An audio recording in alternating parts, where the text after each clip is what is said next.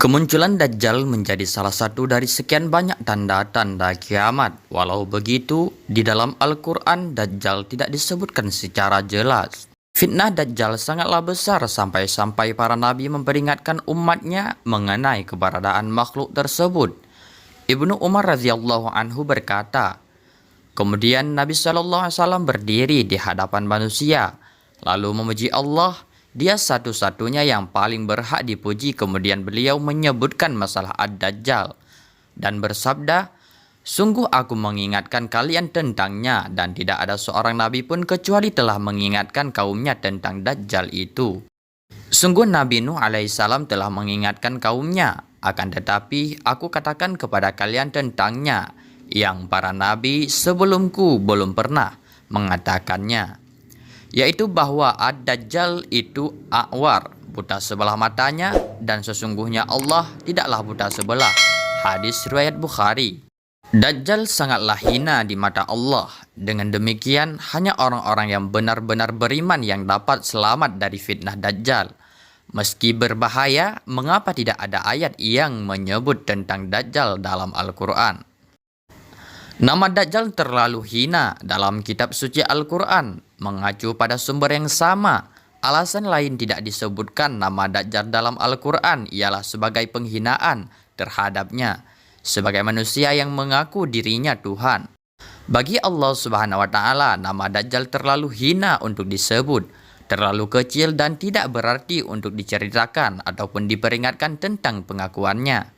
Meski demikian, utusan-utusan Allah seperti atas izinnya telah membantu menjelaskan kepada umatnya masing-masing mengenai Dajjal dan betapa menyesatkan perbuatan-perbuatannya.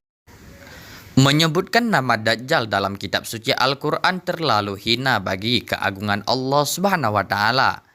Dajjal diisyaratkan pada salah satu ayat Al-Quran, meski tidak disebut secara gamblang. Terdapat sebuah ayat yang mengisyaratkan keberadaan Dajjal, yaitu surah An-Naml ayat 158. Artinya pada hari datangnya beberapa ayat dari Tuhanmu, tanda-tanda kiamat, tidaklah bermanfaat lagi iman seseorang bagi dirinya sendiri yang belum beriman sebelum itu, ataupun dia belum mengusahakan kebaikan dalam masa imannya.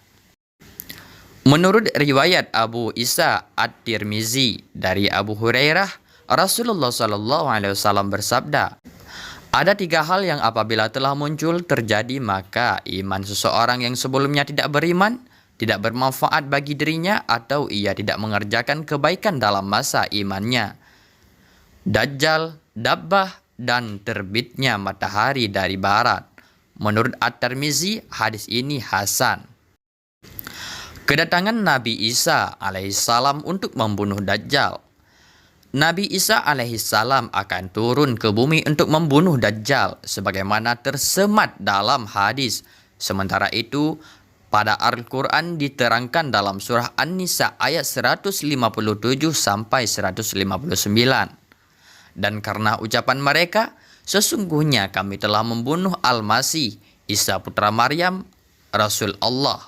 Padahal mereka tidak membunuhnya dan tidak pula menyalibnya, tetapi yang mereka bunuh ialah orang yang diserupakan dengan Isa bagi mereka. Sesungguhnya orang-orang yang berselisih paham tentang pembunuhan Isa benar-benar dalam keraguan-keraguan tentang yang dibunuh itu. Mereka tidak mempunyai keyakinan tentang siapa yang dibunuh itu, kecuali mengikuti prasangka belaka. Mereka tidak pula yakin bahwa yang mereka bunuh itu adalah Isa, tetapi yang sebenarnya Allah telah mengangkat Isa kepadanya, dan adalah Allah yang maha perkasa lagi maha bijaksana. Tidak ada seorang pun dari ahli kitab kecuali akan beriman kepadanya, Isa, sebelum kematiannya. Dan di hari kiamat nanti Isa itu akan menjadi saksi terhadap mereka. Quran Surat An-Nisa ayat 157 sampai 159. Apabila Nabi Isa telah turun kelak menjelang hari kiamat, maka menjadi nyatalah kedustaan mereka masing-masing. Turunnya Nabi Isa alaihissalam menjadi isyarat kemunculan Dajjal. Berlindung dari gangguan Dajjal bisa dilakukan dengan memohon kepada Allah agar dilindungi dari fitnahnya. Hal tersebut diajarkan dalam hadis-hadis sahih yang diriwayatkan bahwa Rasulullah SAW meminta perlindungan dari fitnah Dajjal dalam salatnya. Ia juga meminta umatnya melakukan hal yang sama, yakni dengan berdoa, Allahumma inni a'udzubika min azabi jahannam wa min azabil qabri wa min fitnatil mahya wal mamati wa min syarri fitnatil masihid dajjal. Artinya, ya Allah, sesungguhnya kami berlindung kepadamu dari azab jahannam, dari fitnah kubur, dari fitnah kehidupan dan kematian, dan dari fitnah si picak dajjal. Selain itu, bisa juga tinggal di Mekah atau Madinah. Menurut riwayat Al-Bukhari dan Muslim dari Abu Hurairah, Rasulullah SAW bersabda, di mulut-mulut jalan kota Madinah ada malaikat-malaikat sehingga kota ini tak akan dimasuki wabah, penyakit maupun dajjal. Al-Bukhari meriwayatkan pula bahwa perawi hadis ini menyatakan ia diceritakan oleh Abu Bakar dari Nabi SAW bersabda, Madinah takkan dimasuki rasa takut terhadap si picak dajjal. Karena pada waktu itu, kota ini memiliki 7 pintu. Masing-masing dijaga 2 orang malaikat. Hal ini dikarenakan kemuliaan kedua kota tersebut yang mana merupakan tanah haram dan aman dari gangguan dajjal. Ia hanya bisa datang di wilayah yang tidak subur, dekat Madinah. Kala itu bergoncanglah kota Madinah 3 kali. Kemudian menghafal 10 ayat terakhir dari surat Al-Kahfi secara rutin juga bisa melindungi dari Dajjal. Imam Al-Hafidh Abu Abdillah Az-Zahabi berkata, memohon perlindungan dari Dajjal adalah suatu hal yang diriwayatkan secara mutawatir dari Nabi Muhammad SAW. Seperti yang diriwayatkan oleh Abu Daud dari Abu Darda, Rasulullah SAW bersabda, barang siapa menghafal 10 ayat dari surah Al-Kahfi, maka dia akan terpelihara dari fitnah Dajjal.